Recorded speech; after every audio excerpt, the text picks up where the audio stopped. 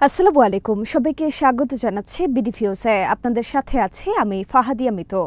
Donald Trump ক্ষমতায় আসার পর থেকেই যুক্তরাষ্ট্রের দক্ষিণ এশীয় নীতিতে উল্লেখযোগ্য পরিবর্তন লক্ষ্য করা যাচ্ছে।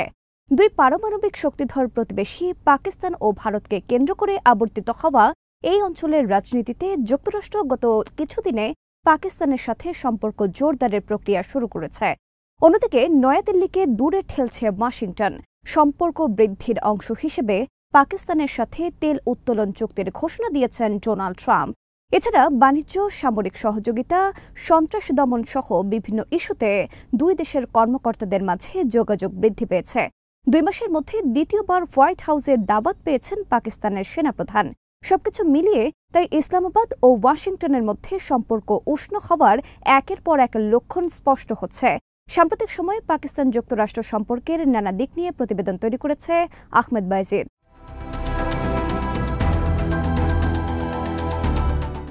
চলতি বছরের মার্চ মাসে কংগ্রেসের যৌথ অধিবেশনে দেয়া ভাষণে ডোনাল্ড ট্রাম্প সরাসরি পাকিস্তানের নাম উল্লেখ করে দেশটিকে ধন্যবাদ দিয়েছেন। সাধারণত বড় কোনো ইস্যু ছাড়া পার্লামেন্ট ভাষণে ভিন্ন দেশের প্রসঙ্গ আনেন না যুক্তরাষ্ট্রের প্রেসিডেন্টরা।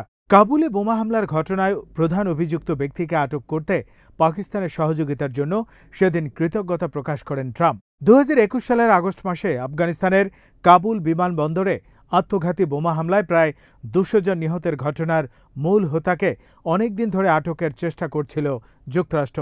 শেষ পর্যন্ত পাকিস্তানের সহযোগিতায় তাকে আটক করা হয়।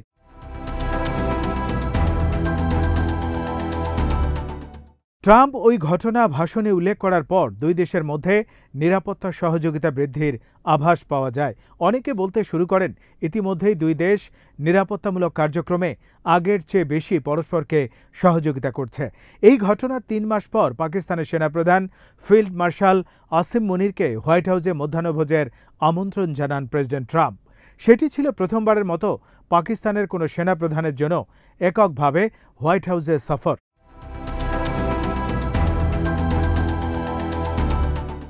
যুক্তরাষ্ট্র ও পাকিস্তানের মধ্যে মিত্রতা বহু দশকের পুরনো।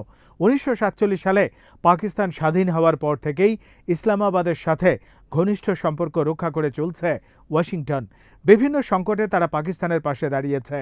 আবার আফগানিস্তানের সোভিয়েত আগ্রাসনের বিরুদ্ধে লড়াইয়ে দুই দেশ এক হয়ে মুজাহিদিনদের সহায়তা করে। 9/11 পরবর্তী সময়েও যুক্তরাষ্ট্রের ওয়ার অন টেররের সহযোগী ছিল পাকিস্তান। কিন্তু এরপর হঠাৎ করেই দুই দেশের সম্পর্ক খারাপ হতে শুরু করে। পাকিস্তানের সাথে দূরত্ব বাড়িয়ে ভারতকে কাছে টানতে শুরু করে যুক্তরাষ্ট্র। এশিয়া প্রশান্ত মহাসাগরীয় অঞ্চলে চীনের প্রভাব মোকাবেলার লক্ষ্যে ভারতকে কাছে টেনেছিল যুক্তরাষ্ট্র।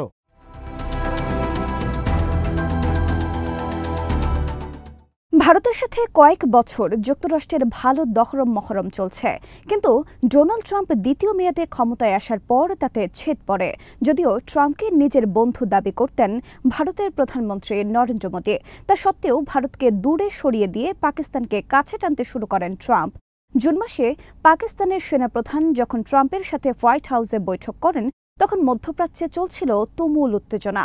এমন একটি গুরুত্বপূর্ণ সময়ে আসিম মুনিরকে দাওয়াত করে নেবার ঘটনাকে বিশ্লেষকরা মনে করছেন বড় কোনো পরিবর্তনের সূচনা, যার বাস্তবায়ন পরবর্তীতে দেখতে পাওয়া যাচ্ছে।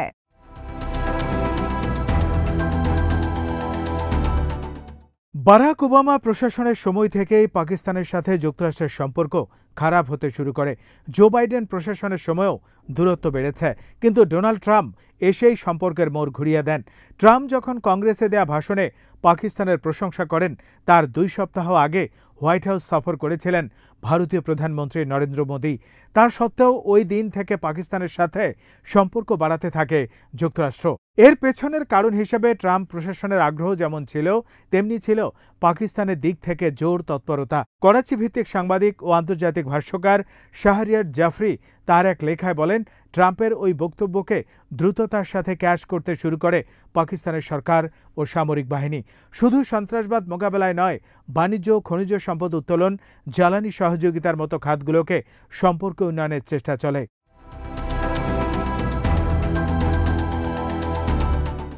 এর কিছুদিন পর ট্রাম্প সোশ্যাল মিডিয়ায় ঘোষণা করেন পাকিস্তানের সাথে চুক্তির কথা। তিনি বলেন, আমরা পাকিস্তানের সাথে একটি চুক্তিতে পৌঁছেছি। পাকিস্তানের তেল মজুদ নিয়ে দুই দেশ একসাথে কাজ করবে। এরপরই ট্রাম্প বলেন, একদিন হয়তো ভারতের কাছেও তেল বিক্রি করবে পাকিস্তান।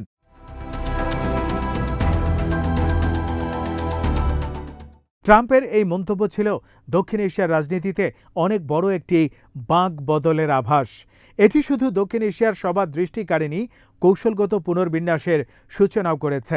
সাংবাদিক শাহরিয়ার জাফরির মতে, এটি ছিল নয়াদিল্লির প্রতি ট্রাম্পের স্বভাবসুলভ আঘাত। এরপরই পাকিস্তানের উপর যুক্তরাষ্ট্রের শুল্ক হার 19% নির্ধারণ করার ঘোষণা আসে, যেখানে ভারতের উপর 2 দফায় 50% শুল্ক চাপানো হয়। পাকিস্তানের জন্য এটি একটি বিরাট সফলতা।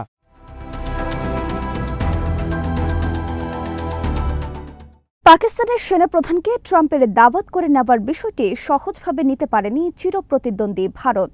তারা অফিসিয়ালি না হলেও ব্যক্তিগতভাবে কূটনৈতিক চ্যানেলে এর প্রতিক্রিয়া জানায়। নয়াদিল্লি মনে করে এর ফলে ওয়াশিংটনের সাথে তাদের দ্বিপক্ষীয় সম্পর্ক ক্ষতিগ্রস্ত হবে, কারণ তার কিছুদিন আগেই দুই দেশ 3 দিনের প্রাণঘাতী যুদ্ধে পরস্পরের বিরুদ্ধে লড়াই করেছে। অন্তত 3 জন ভারতীয় কর্মকর্তা রয়টার্সকে বলেন, পাকিস্তানের সেনাপ্রধানকে দাওয়াত করার মাধ্যমে যুক্তরাষ্ট্র ভুল বার্তা দিচ্ছে বলে মনে করে ভারত। তারা বলেন, এটি এমন একটি ক্ষত তৈরি করবে যা সম্পর্ককে এগিয়ে নিতে বাধা দেবে।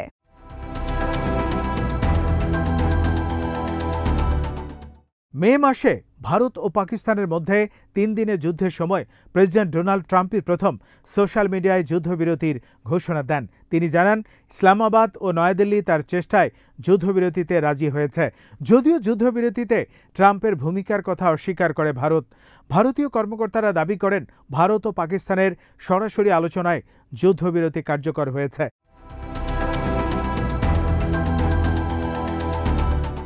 তবে ট্রাম্প আরও একবার যুদ্ধবিরতি প্রস্তাবে তার মধ্যস্থতার কথা সংবাদ মাধ্যমকে বলেছেন। পাকিস্তানের দিক থেকে ট্রাম্পের এই বক্তব্যের ব্যাপারে কোনো আপত্তি ওঠেনি, বরং তারা ট্রাম্পকে নোবেল শান্তি পুরস্কারের জন্য সুপারিশ করেছে। যুদ্ধবিরতির পরপরই ফিল্ড মার্শাল আসিম মুনিরকে হোয়াইট হাউসে আমন্ত্রণ জানান ট্রাম্প। বিষয়টিকে ভারতের সাথে যুদ্ধে পাকিস্তান যে দৃঢ়তা দেখিয়েছে তার অর্জন হিসেবে দেখছেন বিশ্লেষকরা। ওয়াশিংটন ভিত্তিক পরামর্শক সংস্থা পলিট্যাক্টের প্রধান কৌশলবিদ আরিফ আনসার মনে করেন, ভারতের বিরুদ্ধে যুদ্ধে পাকিস্তান শক্তি দেখাতে পেরেছে, যে কারণে তারা ট্রাম্পের সাথে দেন দরবারের সুযোগ পেয়েছেন।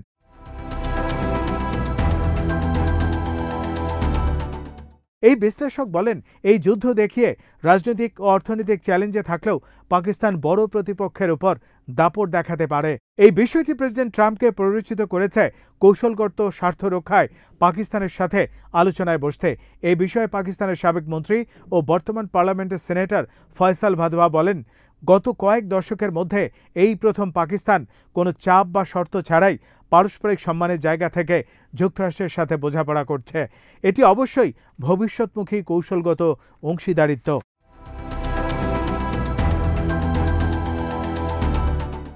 যুক্তরাষ্ট্রের সাথে খারাপ সম্পর্ক তৈরি হবার পর গত 6-7 বছরে অর্থনৈতিক, সামরিক ও প্রযুক্তিগত দিক দিয়ে চীনের ওপর অনেক বেশি নির্ভরশীল হয়ে পড়েছে পাকিস্তান। পাকিস্তানে বড় বড় প্রকল্পে অর্থায়ন করছে চীন। চীন পাকিস্তান অর্থনৈতিক করিডোরও বেশ আলোচিত একটি প্রকল্প। সামরিক ক্ষেত্রে চীনের ফাইটার জেট সহ অনেক সরঞ্জাম ব্যবহার করতে শুরু করেছে পাকিস্তানের বাহিনীগুলো, যে কারণে যুক্তরাষ্ট্রের জন্য পুরনো মিত্র পাকিস্তান হাতছাড়া হয়ে যাবার উদ্বেগ তৈরি হওয়া স্বাভাবিক।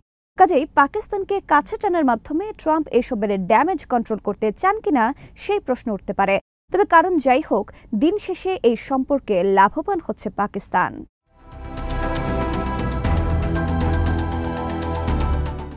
বিশ্লেষকরা মনে করছেন, ট্রাম্প প্রশাসনের শুরুতেই পাকিস্তান ওয়াশিংটনে গুরুত্ব পেতে শুরু করেছে, যা খুবই অর্থবহ।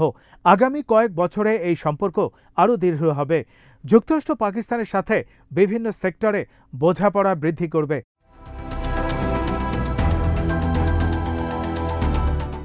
সিটি ইউনিভার্সিটি অব নিউ ইয়র্কের লেকচারার রাজা আহমেদ রুমি আল জাজিরাকে বলেন, ট্রাম্প পাকিস্তানের সেনাপ্রধানকে দাওয়াত দেয়ায় এটা স্পষ্ট হয়েছে যে পাকিস্তান এখন আর শুধু যুক্তরাষ্ট্রের রাডারে নেই, তারা ঘনিষ্ঠ মহলের তালিকায় ঢুকে গেছে।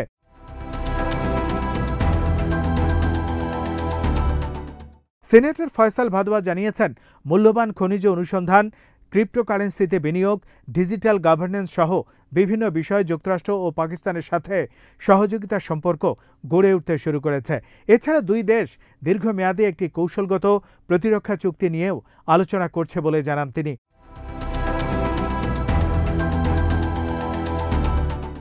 স্বাভাবিকভাবেই ওয়াশিংটনের সাথে পাকিস্তানের সম্পর্ক যত গভীর হবে, ভারতের জন্য তা উদ্বেগের কারণ হবে।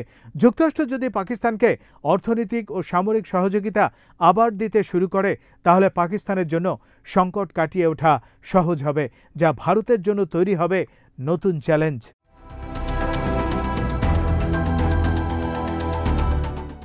আজ এখানে শেষ করছি। সবাই ভালো থাকুন, সুস্থ থাকুন আর দেখতে থাকুন বিডিভিউজ। চ্যানেলটি ভালো লাগলে সাবস্ক্রাইব করুন, সংযুক্ত থাকুন আমাদের ফেসবুক পেজে। আল্লাহ হাফেজ।